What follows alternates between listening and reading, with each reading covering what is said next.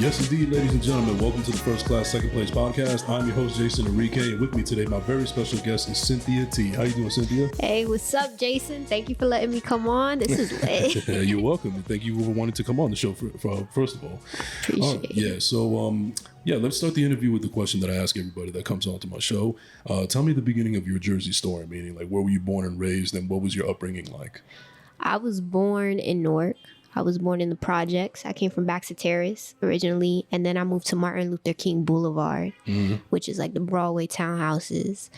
All my life, my family was old school. Like they listened to Cover Girls, Tupac. I didn't get to listen to like any of the new age stuff with my family. Like everything was Remy Ma, hardcore hip hop.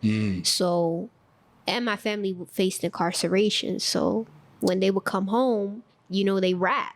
So I would have my cousin rapping Bone Thugs and Harmony. Oh, shit. And then he would write his own bars because at the time he did music and he would spit in front of me. And at the time, I didn't understand like how meaningful that was until I became an adult. And like, I started to understand what a flow was, what a bar was. And I started writing and then it changed everything. You know, at the time I was young in school. And I would do like the talent shows and shit like that. And I'd be like, yeah, I got something. Then they had me do a YouTube with my friends. And we used to have Freestyle Friday. Freestyle Fridays. And you would be like a table like this. Right. And you would start making your own beat. And they would pass the soda to every person. And as the soda flies to each person, you got to rap every time it hits. So it was cool. And what was your style like when you first started freestyling? So was like it aggressive? Were you still kind of be like soft spoken, or what was your style like? I was corny. Yeah, I'm not even gonna lie. Corny how? Our group was called It's Mixed. Let's start there. Okay, and what's the meaning behind that? I guess because like we all have versatile styles in the way we spoke and stuff like that. Right. So when you mix this all together, like we just sounded hilarious. Like there was one hippie one, there's one hardcore one, then there's me who sound like a mouse. So it ended up going like one video was so funny. We ended up on our school news. Oh, wow. And we're literally I'm sitting in Spanish class at that. And then it was like, do. At the time I went to Belleville High. And it was like, Belleville News, look at It's Mixed. They were like presenting for Belleville High. And we started playing. And we're like, oh. And then we thought it was fire, but everybody in the room was dying laughing. Wow. Like, now, what year did you graduate? I never graduated. I dropped out. Okay, well, let's say for hypothetical reasons, like if you didn't drop out, what class will you be? We're gonna be what year? I'm 27 now. What is it, like 2016 maybe? Okay, 2015, 16. All right, so you're 27, I'm 36. So the reason that I only bring that up is because when I graduated in 04. You would have graduated in what year though? 2016, 2017? Yeah, I actually have a funny story about that too. Okay, well let's try to figure out probably like 2015, 2016. Okay, all right. Sure. So let's start from the beginning of that question. But so what year did you graduate? Or did you graduate? I never graduated. What happened was I left to PA. And then I came back to Jersey when I was around 21. 20 exactly. I was 20 years old. And my mother said to me, I think you should go for a GED since you never graduated. And I said, I was scared. I was like, I don't think I'm smart enough. I only made it to like my sophomore year. All right. Well, the only reason that I asked that is because I graduated in 04 and we want to think more or less that you would have graduated in like 2015, 2016, right? Now, the reason that I bring that up is because back then in my era, specifically with hip hop and also like with all freestyle ciphers and everything, it was something that was like, you had to be like really, really serious about it. Like if you weren't allowed to bite anybody's style, anybody's lyrics, anything. And it was more prevalent more than anything that you had to be from the dome. Like if it even sounded like it was written, then afterwards that you would lose kind of credibility there. Because now sometimes I watch some of these freestyle videos and like, you know, you hear this dude that's spitting, but then his boys are in the background and they're actually syncing up with the same words that they know he's about to say. And I'm like, was that shit really written after all? Because if they did, they wouldn't have anticipated what he was going to say in that bar. I think it depends. Cause look at it this way. I used to rap battle heavy on Facebook. And it used to be, yo, we used to record a video of each other. I'm just showing you how much of a rock that I live under and how old I am, because I'm still trying to wrap my head around the fact that people freestyle on Facebook. I mean, we didn't have social media back then. We had the Nokias and the flip phones. That's all we had. So check it. On Facebook, it used to be the guys versus the girls. My team was It's Mixed. Their team was like Just a Quest. He's like a known rapper now, but at the time he was just coming out. Okay. And he was nasty. He used to come out and rip you. So we were tight. We were like, we're not gonna let this keep happening to us.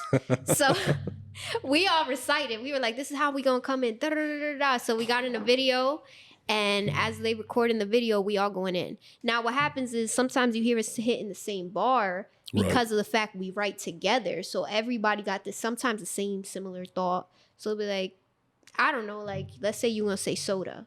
And that's something you usually say. I'm going to be like, yeah, soda. Oda. Like, I'm going to assume you go in there with it. So that's how our, like, group used to go. And we used to, like, throw a video. One person would throw their video. And you have 5 minutes to jump in after. If after 5 minutes you had nothing, you was out.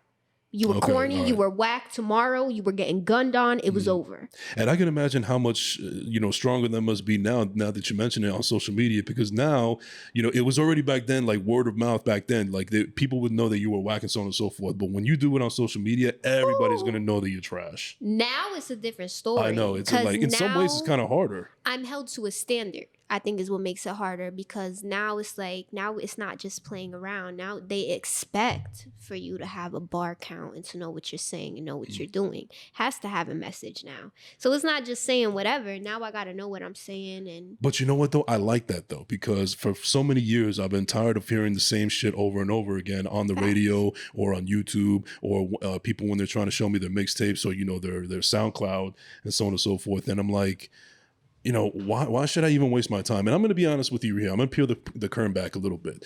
So I'm always going to be a big music fan, and I'm always going to support people that I think is really dope. But one thing that I've learned in my journey with this podcast endeavor is that sometimes I don't think I've met a lot of talented artists that where ego comes along with the size of their talent. Fact. And I feel like I've noticed that, sometimes, as much as I love artists and I'm always going to respect what they do and I'm always going to support them, they're some of the hardest people to work with when it comes to this endeavor, whether it's media, whether it's podcasting, whatever, because they have to wrap their head around their persona and they got to stay in there. It's kind of like putting on a performance, whether it's on stage, whether it's in the booth, whether it's on camera, so on and so forth. So my job, it kind of makes my job a little bit harder, but I wouldn't do it if I didn't love what I did. Right. I think for me as an artist, that's something that like is engraved in me. My parents always like dumb me down all the time, but it's not because they do it. Yeah, they don't do it in a way to make me feel bad about myself, but they bring me back to reality. They don't want me lost in the sauce, basically. Right. And I think a lot of times people don't have those type of people around you, so they be so lost. Like they get that little taste of fame or that little starlight moment, right? And they like run with it. And that's something that's like a pet peeve for me, especially working with artists. If I see like your head is too big about yourself, I would never ask you for a feature. I would never ask to work with you, because it's one thing to have confidence, because I know I could rap, but I don't think I'm like better than Jay-Z. Like if you try to tell me you're Tupac, I'll be like, you crazy. I can't write like Tupac. Maybe some similarities to what I say, right? But I ain't on that level yet. And it's funny you mentioned that as well, because one of the things that comes in the thought process, and I wonder how really real it is like you just mentioned that Big Pun is one of your biggest influences, right? Yes. So obviously you're aware of the Endangered Species album, which was like his greatest hits after he passed away. Yeah. And so I remember there was a skit on there with Nori, shout out to Nori, where he was talking about like how they would always be like, they were always close with each other. They were like brothers, and they made a bunch of music together. And they'd be like, this so-and-so hit me up. They want us to jump on a track with them. And they're like, are you feeling him? He's like, hell no, I'm feeling him. I'm not feeling him. I think he's trash, but you know what? It's a check. We'll just go over there with my crew. We'll bring you with my crew. We'll smoke weed, get together, and we just make money. So for some of y'all that we work with, we didn't even like y'all. So it made me realize that it's more of a business more than anything. That's a real thing. I can imagine that there's been a couple artists that I've had on my podcast where they've purposely worked with other people, but just for, benefits for money, for exposure, for promotion, but behind closed doors, they don't really care about them or their music. Or sometimes you'll have a person that's really, really talented, but they're one of the most difficult people that you could deal with personally. Honestly, I see it every day. All the time. That's why I say to them, I have a song where I talk about how like I see it every day. It's done in different ways. Right. People use each other in this industry. They don't even fucking really like each other, mess with each other. They're not really friends. They just use each other. And I see it a lot. And that's what bothers me. That's why in my circle, we always are talking. We're always like, you sure you on the same page as me? We're making sure we're on the same page. We really cool. Because people will act cool in this industry. And then as soon as your back's turned, it's a whole different story. And that's why a lot of this is about business. That's why I say it's business before personal. Because it's hard to make a friend in the music industry. Oh, it is. Trust me. I mean, and you're talking to a guy that actually used to do music back in the day. And I'm not going to get into the whole story about it because I've talked about it on my show plenty of times. And, you know, my audience knows it. For those that don't know it, you just go back into the old episodes and you'll figure that out on your own. But that's one of the things that I realized as well, you know, and I guess what really did it for me, and I spoke about this before, where, you know, I feel like I lost my passion for it. I thought I had a passion for it in the beginning, but then I lost it and then I didn't want to do music anymore. But when I really get down to the real crux of it, I realized that I didn't love everything else that came with it. And I also felt like I came at a cusp where, you know, social media was a big thing. And then, and also for me, long story short, my mindset was like, I just wanted to let my talent speak for itself. But when you're in the industry, it's not just about talent. You got to worry about your look. You got to care about your persona. You got to care about your following. You got to care about your social media. You got to have swag. You got to have this. You got to have that. You have to always put on a performance at all times.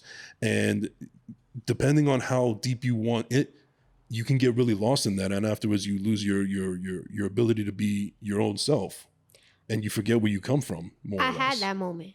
You had it yourself? Yes. Okay. There was a point where I felt like I didn't know who I was anymore. And like I had to pause and I stopped the music.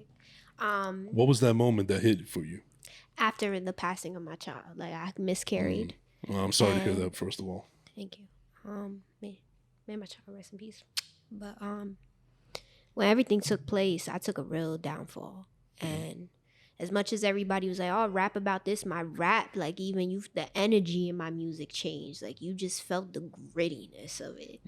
And I didn't feel the love for it no more. I didn't feel the passion. People would ask me to perform, I would bullshit my performance. Like I wouldn't even practice like I used to. Like the love wasn't there. I didn't care if the crowd reacted. Like I just didn't have no love for it no more. And a lot of people had to sit down and really like talk to me because they listened to my music, or they would hear me rap from time to time and they'd be like, what are you doing? It's going to waste. You lost yourself. Like take some time to sit alone and really write what you're feeling. And when I did that, it changed everything. Like I wrote a genre of music I didn't know I could. Right. And I got to the root of things. Like I got super religious. I cleansed. I did a lot of prayer manifestations. I rerouted myself, drinking water, fruits, like things I was intaking. And my surroundings, cleared out friends. If I felt like you were any sense of negativity, I got a new number. That's how I really got. That's good. There's nothing wrong with setting the reset button, especially when you've gone through something. But you know, like I think what shouldn't get lost in all of that is the passion. Exactly. And I had to find that on my own. I had to remember why I started music and what made me fall in love with it to begin with. Right. Because you're talking about, I'm a kid that grew up in this industry. My father is a known DJ. All he ever did, when I was a kid, he put the stroller next to the speaker and used to play, and I used to fall asleep just like that. Yeah, what was your father's DJ's name? Do you remember? DJ Red One. DJ He still Red is One. DJ Red One. Shout out to DJ Red One. Shout out to DJ Red One. Shout out to Drewski. Shout out to Benji. Shout out to Ms. Burns in the building. Yeah, shout out Ms. Burns in the building. By the way, here we are. I forgot to mention we're here at the Purple Penthouse in Bloomfield, New Jersey. Thank you for having us over, and thank you, Uniquely Coordinated, for having us and making this whole thing possible. Shout out G4 for sure. Thank you, G4. We appreciate you. So I want to get a little bit more into your music. So as a podcaster, I always do my research and I always try to focus on really what makes my guests tick and so on and so forth. And listening to some of your music, you could arguably say that your biggest hit, for lack of a better term, is Higher. Yeah. But I got to tell you, Play for games. That's actually my The shit. games for you. Games for you. There you go. My bad. That's actually my shit because the intro is unique. The intro, like you're talking about your love life and what you've gone through, but you don't want to put people's names out there, but you're using like the first letter of their alphabet. name, the first letter of their names, and then you talking about fuck this dude, fuck that dude, so on and so forth, and then afterwards, like I think it's like a really good narration to see. I'm a movie guy, and the way that I look at it from a visual standpoint is like I look at that as like the narration of what the motion picture is about to be, and then afterwards, once you start getting into your rhythm and start singing and rapping or whatever, that's the actual real performance right there. And what stands out about that song as opposed to the other ones, and there's nothing wrong with the other ones, but you can actually, when I hear that, I felt it. Not only was I hearing it, but I felt it. Like who the fuck is this dude that fucked you over, man? Let me find out. Oh shit. I have stories for days when it comes to dating. So what I did was, most people, they make a diss song to everybody. What I did was, I originally, like you said, how did I start off? And now this is the key to it. Mm-hmm. Flowetry. That's why I started off with flowetry, my original element. Mm-hmm. So people understood my original art before I came to rapping and singing. I miss flowetry, honestly. that especially when you don't see a lot of it these days anymore. Unfortunately, it's kind of, I hate to use this comparison, but it's almost like jazz music. It's you're gonna respect what it brought and so on and so forth. But it's not exactly a lot of people that are flocking to jazz clubs nowadays on a Friday or Saturday night.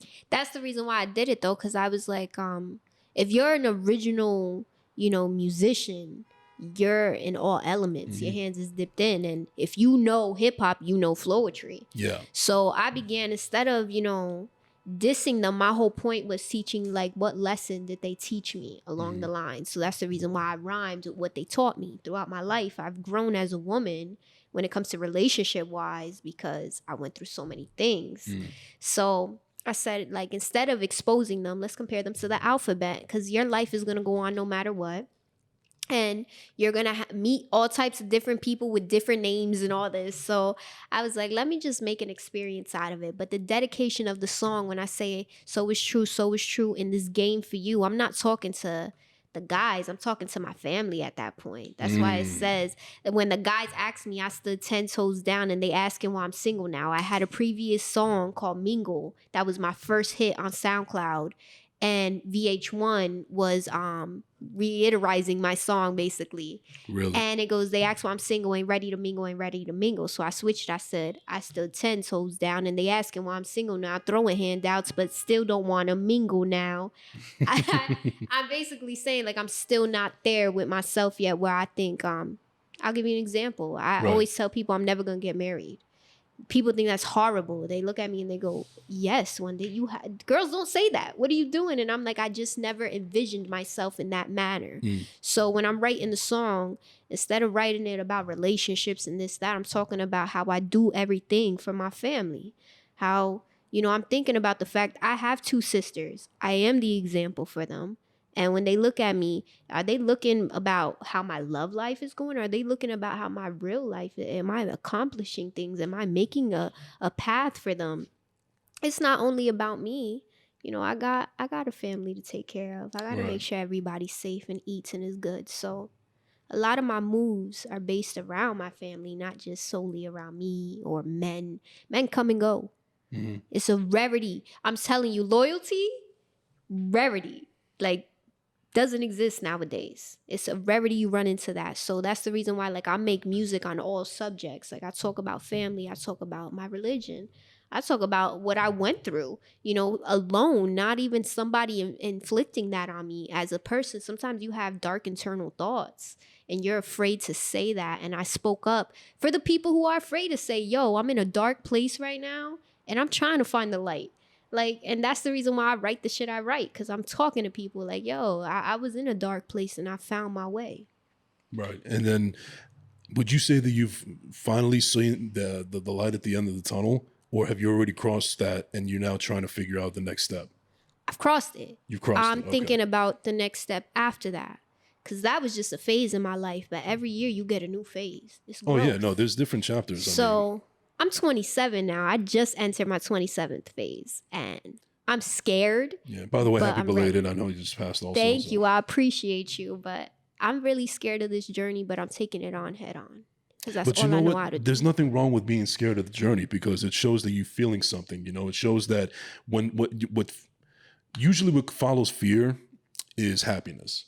So basically, you just have to keep that. I guess fear would just be your way of using your energy to get to where you need to. Because I'll tell you right now, like, I feel like one of the things that keeps me going with this podcast and everything is because I'm afraid to suck. And I've talked about this before on my show. Like, likewise. But the thing is, I'm not worried about sucking as a podcaster or a host. I'm afraid of sucking as a person. Because a lot for and I'll peel back the curtain a little bit here, but there was a time where maybe just a little bit still to this day, it's still kind of in my DNA a little bit, but it's definitely got a lot better compared to before. But what I'm getting at is that I was a very self-deprecating person, and I didn't think that there was anything special about me, and I thought that it did a lot of damage for my mental health. And when you start to believe in your own feelings and you get lost in it, I mean, it can drive you, and it can drive you mad. But I had to, long story short, I had to find a way where I had to use that, and that fear of sucking and fear of not being, important or doing anything that like finding out what my purpose in life is and so on and so forth. I had to basically redirect the direction, and like, long story short, and I'm kind of getting a loss for words here, but the point that I'm trying to get at ultimately is that I had to use that as energy to focus on what I need to do and make sure that I keep that fire and I keep that edge with me, so that I keep on doing what I have to do. And I also feel like I have to keep a little bit of that edge in me, because I feel if I get too comfortable, too complacent, and I felt like I already succeeded, then what else do I have to accomplish? So there's always going to be like a chip on my shoulder, in the back of my head, where I have to feel like, even though I've come far in what I need to do, there's so much more that needs to be done. And I just have to keep on rolling with it. I have to carry that edge with me in order to make sure that I don't stop. I feel that. For me, like I told you, I'm religious. Mm-hmm. So a lot of the way my head works is I observe my surroundings, and I'm always like, praying, asking what's next. And then I just pop up at certain places. But I don't find it coincidental that I was always in the industry. I don't find it coincidental that I suddenly started doing music. I don't find it coincidental the people that I meet. Shout out to DJ Epps. Along my journey, even with Scotty, Drewski, having these certain people, Tarzan, around me, mm-hmm. it molded my life differently, and it was what was meant. Because I feel like I can't imagine myself not doing my art form. I can't imagine not being able to sing or rap or like make people smile for what I say just off relation. That's the thing that makes me feel good, is when I look into a crowd and I realize like they're going through the same thing I am. They just don't speak up the way I do. Mm. And to see them rocking with me and like they sing it back to me, or they'll cry. I've had people cry in my arms. Really? And that broke my heart, because I was like, yo, I didn't realize like people actually feel the way I feel. You always think you're alone. Yeah, you're certainly not alone. That's the whole key of it, Like a lot of times when you're sitting alone and you're doing these type of things, you're writing, whatever you may be doing, you think, damn, does anybody feel like this? Or am I just feeling like this? Does anybody have their low days? You look around, everybody seems like they're happy and smiling. Nobody wants to be real and say, yo, I'm sad. So Right. like when you say it and then you see people coming back, it's like you feel destined for what you're doing. And Absolutely. That's how I feel in a way. I feel like I was given the voice that I have to relate to people, even you, to anybody, mm-hmm. to let y'all know like, yo, I feel that way too. It's cool. We gonna get past it. It happens to the best of us, but we're on our journey. We're on the right path. It's trial and tribulation. We just learning right now. Right. So that's how I look at it. Like it's a learning process to get to where you're supposed to be. I'm good. I agree. 100% agree with everything you said. And, I'm just also baffled at you in the sense that, like I mentioned, I'm a little bit older than you, but you've gone through a lot more than I have, and you've become wiser. And like I feel like you actually schooled me in a sense a little bit, you know. But that also is a testament to what you've gone through in life. I feel like the more that we go through in life, whether positive or negative, that's what ultimately makes us who we are. And for you to have gone through so much at such a young age, and still being able to prosper and still keep on trucking and so on and so forth, that's going to be a testament to who you are going to be as a person going forward. And you have a lot of life to live right now. So, you know, I can't wait to see what you got going on next. Not just as a professional, but also in your personal life. Thank you. I appreciate it. I mean, for me, how I look at it is it's just shaping me. Like I said, it's molding me. Mm-hmm. Because I was suicidal at one point. I committed suicide. So was I. You know, I didn't want to live another day. I'm go through my treatments and this, that. And as I'm going through it, I be telling the doctors, like, leave me, like, let me go. And they're like, you crazy? You have so much life to live. And to them, it's like it's supposed to be impactful when they say that to you. But to me, it was like, oh my God, no. When you I've been through hell. I don't think I could do this anymore. Whenever you go through those times and that way of thinking, what do you do or what do you say to yourself to get out of it? Woo! Cry myself to sleep.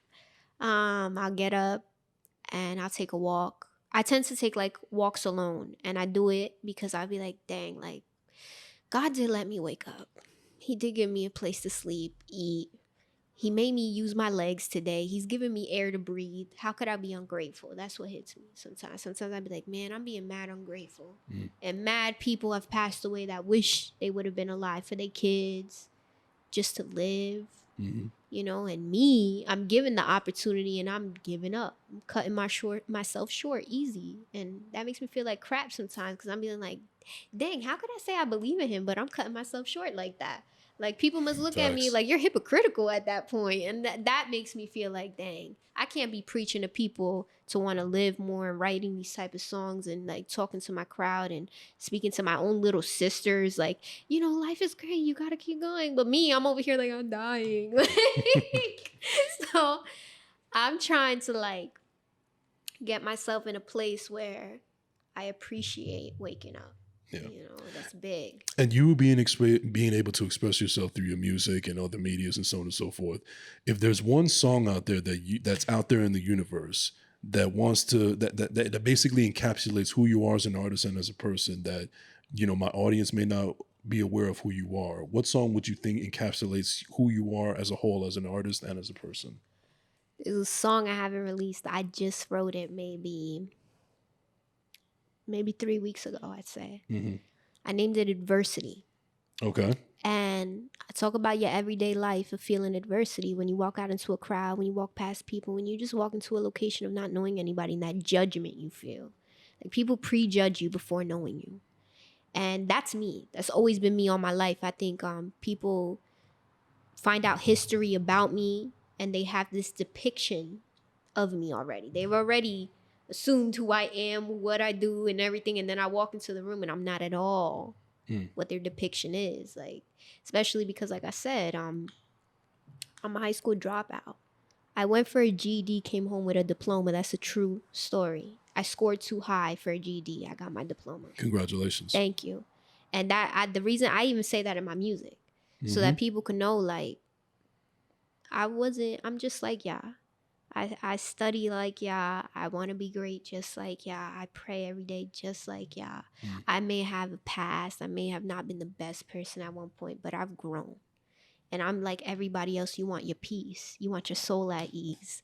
That's all I want. I just want to be happy and do what I love in life and make sure my family's taken care of. Just like any normal person, I think people have this assumption of me where they're like, this girl's got to be a mess. She's got to be rude and mean when she walk in the room because of her history. Like, do you know who she is? She fought. She's done this. Don't trust her. Don't sit by her. Yeah. And then they see me and they're like, whoa. Apologize me for saying, but like, does the term resting bitch face apply to you? Yes. Okay. Big time. I almost got into a fight walking I was walking and singing Cardi B, real shit. Oh man, I and you didn't already even mean listened it to to be aggressive music at that. Yeah, I love my drill. I love my hip hop. I'm a core hip hop fan. But I be rapping when I'm walking, and people, I guess, because of my face, they're like, "She trying to Me fight mugging? me?" Yeah, like they come crazy at me, and I be like, "Whoa, like no," and I'm lost. Sometimes they catch me and be like, "What you said?" And I'll be like, "What they said, not me. What they said. I didn't say it. I repeated it. That don't count." So there be moments where people really, especially because I like to say I'm the nicest one in my family because my family's a bit grumpy. I love them dearly, but my mom is very serious. Like she don't like to joke around. And then my dad can joke around with you, but he's sarcastic. So everybody, when they come around them, they're like scared. They do say opposites attract. Yeah, and then they see me, and they're like, "She must be like them." And then they talk to me, and they realize like, "Oh snap! Like she's actually funny. She's actually chill." And I'm like, "Yeah, I'm not gonna be like on you. Like I could talk. I'm chilling." You're your own person, you know. I try to explain that, but you know, a lot of your parents' genes run in you. So like my face, believe me, I know about that. Yep. my face is a mixture of my dad and my mom, and when you combine them together, it just makes me look mean. And I don't know how to change that. I be feeling bad. They'll be like, "Dang, why is she looking at me like that?" And I'm like, "No, that's just me observing the room. I'm blind. I can't see from far. So when I'm squinting, I'm not trying to give you mean eyes. Nah, I just can't see." I get where you're coming from because I look exactly like my dad, but my facial expressions are just like my mother's. And my mother is a very emotional person. So unless if my face is just stone cold like nothing, that's my father. But any emotion that I express, that's my mother, and like it's very expressive. But I not a lot of people get to see that. You're like, it's soft in there somewhere. I want to talk about how I met DJ Epps. So can we Yeah, actually, that's a nice segue because I want to continue on the trajectory of your music, and we want to discuss. We already discussed your trials and tribulations, but we also want to talk about your accomplishments and what you plan to accomplish, going forward. So yeah, we could go ahead. Tell me a little bit about DJ Epps. I met multiple people. Like I told you, I was on Video City already. I did all that. Yeah. But the reason I love the fact that I met DJ Epps is because we got to talk about the tunnel. And wow, throwback. The tunnel stories is real. This is hip hop legendary stories. That is the tunnel was the hip hop castle. And he was there for the DMX video. He got to be there. Yeah, he was there for it. So I was like, yo, that's lit. Yeah. Like, that's legendary when you think about it. Because, the tunnel, Mike Tyson had to fight the security guards at the door for Big Pun and Fat Joe. Like, do people really, know these stories, Yeah, I know the stories for sure. Yep. Like, if you don't, you better go on YouTube, look that up. Yeah. But, being able to meet Epps, who was around in that time, and got to experience all those things from back in the day, shows you about hip hop now today, how it's grown so much. So it's crazy. When they come around and they tell you, you hear these stories, you're like, bro, that's amazing. You've come a long way, man. And you still out here. So that's goals. That's goals to me. I want to get on that level of life where, I'm so inclined in my passion that it becomes my lifestyle. That to me is the goal of life. Just like your goal is to make this your lifestyle. That's my goal, to make my artistry my lifestyle. Right. Now, I know Bernadette will kill me if I didn't ask you this question, but how did you get hooked up with Uniquely Coordinated? Through Purple Penthouse. Shout out to Dot, my brother Dot, because I met Burns through Dot. It was during the event. Which event was it, Burns? Oh man, it was an event. I seen Burns. Funny story. Burns was running back and forth. I did not know who she was. All I knew was she needed help. I was like, yo, let me go help her. Because I was like, why are y'all letting her run back and forth like that? Why is nobody helping her? And they're like, Miss Burns does everything. And I'm like, why y'all calling her Miss Burns? Why are y'all addressing her in such a way? So I'm like, let me go meet her myself. So I go up to Miss Burns and I was like, hi, Miss Burns, I'm Sin. She touches base and tell me who she is. Now, during this moment, I still didn't comprehend because the music was loud. So I was like, yes. So. Whose birthday? Shout Ace out Moolah, to okay. Bino. OT9 Bino. Shout out to OT9 Bino. I was in his video Shake It at this time.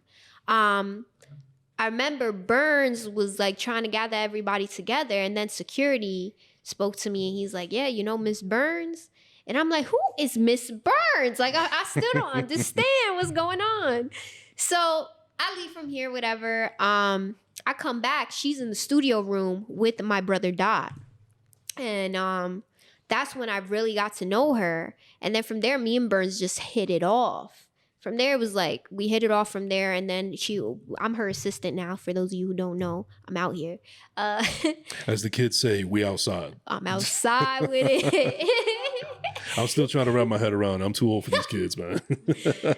So like, me and Miss Burns, everywhere Burns is, I'm usually at her side right there. But it all started because of the Purple Penthouse, which is the place we at right now. Mm-hmm. Shout out to everybody. Like I said, shout out to Drewski. Shout out to Scotty. Shout out to DJ Tarzan. Shout out to my father, DJ Red One. Shout out to P.G4. You got Unicorn, Geyser, Dice. Man, everybody. Yared. Ace Moolah. My brother, I love you to death. Yeah.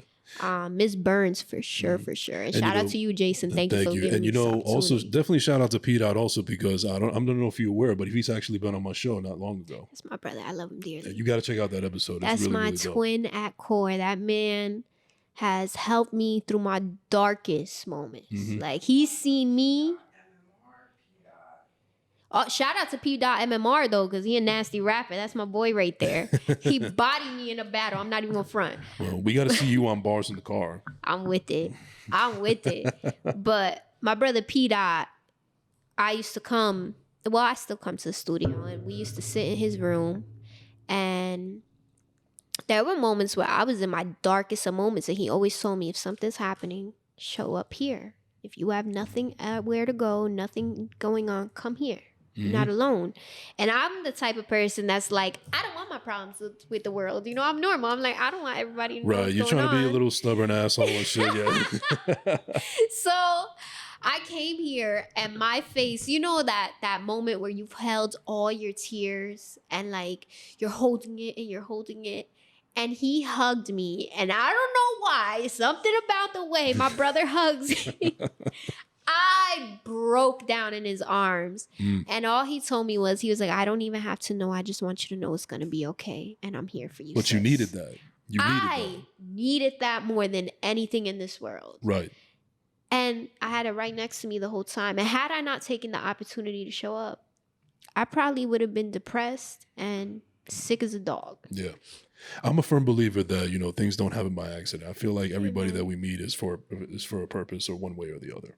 Yeah, that's for better or worse. I mean, I could even tell you that there's people where, you know, you think that they're some of the greatest people you're ever going to meet, but then afterwards you find out their true colors. But there's still a lesson in that as well. You got to realize that, you know, there could always be a wolf in sheep's clothing. Amen. Oh, wait, hold on. Before we leave, we got to take it back. You mentioned my boy Izzy, right?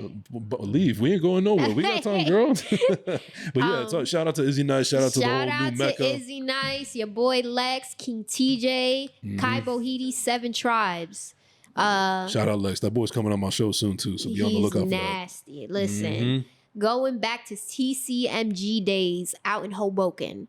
Hoboken, Union City was always the location in Jersey City. When I tell you, these kids put on shows that I don't think I've ever witnessed them. There were so many people in there that I didn't even believe it. Like, I was like, did y'all bring these people from the street? And they're like, no, these people just support us. And I was like, there's that many people who know of you guys.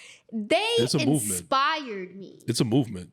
They're amazing. Like, even when you see them on stage and you see their crowds come out for them, it's fucking crazy. Like, they literally have opened up their apartments and had their apartments filled up with people and let the people watch them just perform in the middle of their living room. Do you understand, like, the artistry point you're at, that random people just want to come anyway just to be around you, just to hear you what you came up with? And we should be fortunate enough to be in their company as well. Man, let me tell you. These kids, love them dearly, no matter what. You know, I've seen them grow into men. But watching, you know, even 7 Tribes, I don't know if you know who they are. I've heard of them, yeah. They're amazing. These men are amazing. Even this is their lifestyle. Like they taught me about fruits and all types of like vegetables. I wasn't into that. When you go to their house, they make you drink alkaline water. I knew nothing about that. They're like, it's healthy for you. You need this for your mind to refresh yourself. And I'm like, yo, y'all really live like this? And they like, yeah, Well, their bodies art. are their temples. That's the thought process behind These it. people are amazing. That's why whenever I was around them, I always tell them like, yo, you guys are gifted. Like, do you realize how blessed y'all are? Y'all are literally blessings in disguise. Meanwhile, I treat my body like an amusement park. That's probably why I'm a hack. Listen, I be at Burger King. I be cutting myself short. I love me a Whopper or a bacon cheeseburger. I'm out here. Oh my God. But I get where you're coming from though. That's actually, like I said, it goes back to what we were talking about, how you don't meet people by accident. We're all supposed to be here for some reason, one way or the other. And it seems like in that aspect, it was extremely beneficial for you, not from an artist standpoint, not from a promotional standpoint, but from a personal standpoint. Yes. They made me grow. There was a time where I didn't, when I first started music, it was a group I had called Finesse Mob. And then one of our teammates betrayed us. So it's just me and my brother Cass now. Shout out to Cass. Little buds. And after that, like I never had female friends and stuff like that. And when I went to Jersey City, I met through Lex. It was all through Lex that I met all these people. And from there, like I took off with them. Like they're so welcoming. They're like a family. Right. So when you come, they don't make you feel misplaced. They actually make you explore your art, a whole bunch of stuff. And they were teaching me stuff. They teach me how to write. They would teach me how to rap. They would rap in front of me. They would teach me what painting is. I'm not even a good painter. Excuse me. But these guys do everything from clothes to painting. Lex literally designed shirts and pants in front of me. He paints them himself.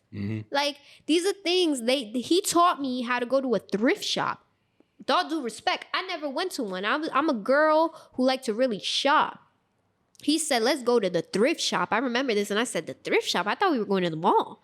And he said, no. Joe Bougie ass. We're going. He said, we're going to the thrift shop. I was like, oh man, because the last thrift shop that I went to was in PA. They have it's like a Salvation Army type of thing, but it's a store. You walk in and you could get and the stuff be having bed bugs. I'm not gonna front to you, so I be getting tight. I hear you. Yeah. So when he told me go to the thrift shop, I'm like, oh, we're not doing this again. So I felt bad. I went with him. I went with him and his family at the time, and we're looking for clothes, and he has like a taste and an eye where he puts That's his talent. Together. That's his talent. And then he was like, it's not done yet. And I was like, what do you mean it's not done yet? You already got what you need. And he's like, no, I got to design it now. And I was like, you design your clothes? He then went back to his house, put out a huge, it was like a tub of water, starts throwing paint in it, starts throwing the shirts in it and like tie-dyeing everything and then bringing it out, tie-dyeing, Clorox here, He knew how to put everything together and then looks at me and goes, it's done. And he wore that the next day to perform. And everybody was like, where did you get that? Where did you get that? And it was him who designed it. Well, see, I love that story also because it goes to show that his artistry goes deeper than just music and just performing. Yes, he actually went out of his way and put his, lack of a better term, blood, sweat, and tears into something that he knew that he was going to need in order to feed off that energy that's going to reciprocate to his audience and to his fans. So shout out to Lex for that, man. And that's a great story as well. And, that's also a very good, story for anybody out there that wants to prove to themselves that if they're really serious about this at the end of the day, you got to be as dedicated as Lex just showed in that story. He showed me, it was him, TJ, 7 Tribes with Cheech, Ortiz, Kai Buhidi, everybody. They literally showed me how they put on their own events. They have a stage. They'll bring out their stage. They'll set it up. They'll ask the Newark, wherever, the mayor, hey, is this street open? Can where the graffiti spot is? Right. They love graffiti spots, and they set it up. And now what that shows also is that, if they're going to go for whatever they need to go they need to go do it themselves. They're not going to wait around for anybody to just handed to them, no matter how hard they think they may work. They teach you how to be an independent artist. In the industry, everybody's focused on getting signed. Kind of sounds like boot camp for artists. Yeah, but they teach you it's possible. A lot of people think it is impossible to be an independent artist. Right. These men do that phenomenally. They even build their own sites. They've met up with Nas, Method Man, Redman has sat with these kids. The legends. And they even say these kids are amazing. They've come out of their way to see these kids perform. 7 Tribes puts on a hellified show every time, never fails. And you know why those legends respect them? Because they see themselves when they were that age. Because there was a time where all these legends like Nas and Method Man and Redman and so on and so forth, they had to do what it was necessary for them to get themselves on the map. And it's basically, 7 Tribes doing the exact same thing, because in this younger generation, they think it's just as simple as just getting behind a microphone and posting it on social media and, getting their SoundCloud account, if that's even still a thing, on and popping. But there's so much more that goes to it. And we also have to keep it real. There's a lot of artists in this industry that they're only in it for monetary reasons. And that's not necessarily a bad thing always. Monetary reasons is fine. But if that's going to be your driving force as to why you're doing it in the first place, then you're not going to last long in the industry. Exactly. And they show you, again, you have to understand as an artist, when you tell me to put on a show, I'm panicking. I'm teaming up with people. I'm asking a whole. They don't do that. They do not do that. They have their own everything. Like, I'm talking about stage, microphones, cameramen, DJ, you name it. They come with the whole crew, set it up outside. Let's put on a show today. Right. And that's great. Now, all right, so we talked about them a little bit, but let's get into you a little bit more, because at the end of the day, you are my guest here. Of course. I always show love, though. I always show love to, like, my journey of meeting these people. But that's a beautiful thing. I'm not knocking it at all, but, like, we... You're like, back to you, though. Well, because the audience wants to know who CynthiaT is, and we got to give them what they want. Yeah, so... we already talked about the trials and tribulations. We already talked about some of the successes that you had in your journey and so forth. But I also love the line. It's kind of like a saying where sometimes you got to look back to see ahead. With that being said, so far what you've gone into your journey, if you can go back and speak to the 18-year-old Cynthia, what kind of advice would you give her for the future? It's basic. Keep your head up. Keep going. Don't cut yourself short. It's okay. There's always going to be naysayers in your ear. But if you know that that's what you love and it's in your heart, keep going. I would tell myself that. I would go back and tell myself, you're smarter than what you think you were. Because if you looked at an 18-year-old Cynthia, I was lost. Mm-hmm. I was lost. I had no direction. My parents were always in my ear talking to me every day. I remember going for the GD. I had just lost my cousin Daniel, may he rest in peace. Mm-hmm. And I promised him on his deathbed that I would get the diploma. But I said to him, I was like, I'm going to get the diploma. I'm going to get the diploma. But a part of me didn't mean that. I'm not even going to lie to you. Like, I love my cousin, but I didn't think I was capable of that. And that's fucked up to say, but that's the truth. Like, it's the truth. I mean, it goes back to what you were talking about. Not to cut you off, but you were cutting yourself short. I didn't believe in myself at all. Right. And my father kept telling me, he's like, "You smart, kid. Like, just do it." My mother kept saying, "You smart, kid. Just do it." I didn't listen to them till I was 20 years old. I got myself caught up bad as a kid. I was caught up in criminal activity, just a whole bunch of messy shit. Well, we don't have to get into all that. Yeah, I don't want to go into that. But I was caught up in messy ass shit, and I was a lost girl. Yeah. And there's no lying about that. You met me, I was lost. I had no personality. I was like you know how them kids, like, no offense to the emo kids, but I was like what? You were like me with the resting bitch face. I didn't want to talk to nobody. I didn't want a friend. I didn't want to hang out. I was an entirely different human. Yeah.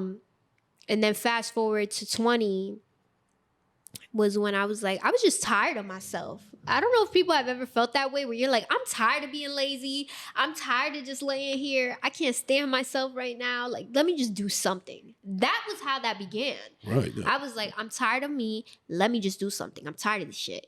I got up. I went ahead and rolled myself in. I had to take these stupid classes. I'm like, fuck it. I go. I'm falling asleep in the classes. I'm like, this is bullshit. I'm gonna fail anyway. My mom is coming to get me. She's like, okay, did you learn anything? I'm like, fuck no. This is horrible. This sucks. Da, da, da. And she's like, you're not being. My mother at the time just couldn't stand me. She was like, you're not enthusiastic. You're not like most kids who just have that drive. You have nothing. You just give up. And I'm like, I don't care. So, we've all been there. We've all been through that stubbornness. So it's testing day. I looked at my mother that morning and I said, I'm so sorry that you have put in so much time in with me, but this ain't going nowhere. And she looked at me and she said, just give it a try. Shut up and give it a try. That's how she responded. It's that tough mother, especially as Hispanic mothers, you know? My father, he was like, he didn't even have any expectations by that point because I was so like off of it. He knew like my dedication was out the window of it. And he was like, just whatever happens, happens. That was his response. Whatever happens, happens. So I take the fucking test. And as I'm taking the test, they were asking me some crazy questions. I didn't make it to like high science. They was asking me some real scientific questions. So I'm in there, going through, skimming through. And there was one point where I was just hitting C. Like I just C. So at one point I told myself, oh, you're failing. This is it. This is it for you. Like it is what it is. You tried, but couldn't get there. Most people could. It's just not your thing. That's how I felt. I went home, maybe give it a week. My mother kept asking, like, hey, did you get the results? And they were telling me you could check online. I didn't even want to check because I was like, Mom. Yeah, we've all been there. Yeah. I was like, just understand. Like, it's just not for me. I'm not smart enough for that stuff. So I went for the GED. Remember that. They end up sending me in the mail my diploma, big. And my mom, she gets the thing and she was like, it's a bill. It's a bill. And I was like, I can't afford it. I was like, Mom, I need your help. And she was like, I'm going to read it. I'm going to read it for you. And she opened it and it was my diploma. That's amazing. And her face, all I remember, it was something different. I thought the bill was bad. With the way her eyes watered up, I was like, oh my God, this is a high bill. It's a hospital bill. And she looked at me, she said, congratulations. And I said, for what? And she said, you have a diploma. I said, stop lying. She said, look. And when I seen it, I was like, oh shit, I gotta send this to Dad. I broke his heart. He told me it is what it is. He just kept saying I think you got the last laugh on that one. Well, after I took the test, I had told him, I said, I failed. I couldn't help it. I failed. It didn't go well. He came out and said, well, then I'm going to make you go again. Like his mentality was, I'm going to make you keep going till you get it. Like that was his mentality. So when I told him, I said, Dad, I got a diploma. He sent me back a message. He said, you mean a GED? I said, no, literally a diploma. He said, how the hell you got a diploma? I said, I scored too high for the GED. He was like, how does that happen? How do you score too high for the GED, but you were scared to finish? He was just, his mind was blown. But I think deep down inside, he knew that you can do it. He definitely believes in me more than I do. Both my parents do. Right. There's times that you're gonna see that I don't. They'll ask me, yo, Cyn, you gonna put on this show? And I'll be like, this is gonna go horrible, so just prepare yourself. I've just told her. I said, listen, Ms. Byrne, thank you, but I'm nervous and I don't know how this is gonna go. And she told me it's gonna go great. And I'm like, I don't know. I'm always like that. I'm the pessimist. Is that what they call it? Yeah, that's what it is. Yeah, I'm very pessimistic. That's my downfall. Well, you know what? I don't want to call it as your downfall. I think that just makes you human. Yeah. It makes you human because, I feel like we always have to find these nuances that is going to be able to ground us and make sure that it keeps us in check in order for us to, do what we need to do, which is necessary. So, if that's your process, if that happens to be a process, being a little bit of a pessimist, then, go for it. I mean, so far it's working for you, but just don't get lost in that. Don't get lost in the pessimism. You know what it is also, and this is something that I learned about earlier, not too long ago. don't be a victim of imposter syndrome. Every now and then you got to give yourself credit for what you've accomplished thus far, because I feel like with everything you described and, mental health being a very prevalent thing nowadays, I think one of the things that get lost in the conversation and also in our thought process is that we got to give ourselves credit for the things that we did do, and not focus on the things that didn't succeed or we haven't accomplished yet. It's like the term when people say, give the flowers while you, give your flowers while you still here to smell them. That's my dad's favorite quote. He always tells me, give me flowers while I'm alive, not while I'm dead. Okay, well, see, and this is actually going back to this whole conversation that we're talking about. Like, we are supposed to be here for a reason. Everything just doesn't happen by accident. Facts. Yeah. But we're about to close out this episode in a little bit, but I had a lot of fun with you. I feel like I got to know you a whole lot more, but also in a good way. And I think that my audience is going to definitely reciprocate with everything that you've gone through. And I'm definitely looking forward to some new music. I mean, I already enjoyed what I heard already, but I feel like I need more CynthiaT. So please make sure that you have more music coming in the May works. I show a sample of something? Do you think that it could play and they'll hear it? I'll tell you what we'll do is that we'll wrap up this episode, and then afterwards you can give me the sample, and afterwards I'll incorporate it in the That in the sounds episode. lit to me. Oh, by the way, with this sample, I'm specifically sending this shout out to DJ Epps. Cause shout out to LL Cool J. Method Man, Redman. I'm taking it back old school hip hop to the root. I want people to jump again in the crowd. I want you to feel what I'm saying. And I want you to feel like, I think a lot of people, not to prolong this, but a lot of people older in age nowadays don't like the hip hop. Like, they're like, it's not the same. It's not the way it used to be. Talking about hip hop now. Yeah. Oh, yeah. No, I feel that way too. So Absolutely. what I plan on doing is trying to take it back for y'all. And it's not only for appreciation of the older crowd and the younger crowd, teach the young crowd, but also to bring in the older crowd again so y'all enjoy it. Because I don't only want the young kids bopping. I want the older crowd jumping with us too. I want you to know the words too and want to rap and not feel like these kids are using slang again. I want the 36-year-old me to go feel like what it was like when I first started hearing music when I was 13 years old. Facts. That's how I want you guys to feel, though. And that's why this next single that I'm dropping is a freestyle. I'm bringing it back old school. Good. And I want y'all to know, like, we do care about original hip hop and what the sound was. And we know we changed it. I think my generation, we have a way with being ignorant sometimes. And it makes the older crowd feel like we're not listening. Right. And I want y'all to know we do listen. We are listening, and we're trying to incorporate it in what we have going on now. And this is an example of it. So I do want, like, even my older fan base to know I care. I care about how you feel. I care about what you think. I care about what the younger and the older fan base care about. And we bringing back real hip hop. That's my whole cue. I'm looking forward to that. I can't wait for it. I'm sure that my audience is not gonna. They can't wait to hear it as well. Thank you, Jason. I appreciate you. Shout out to First Class, Second Place podcast. And you said it right. Do you realize there's been a couple people that they kind of mix it up. They gotta fuck it up like first place, last class, whatever.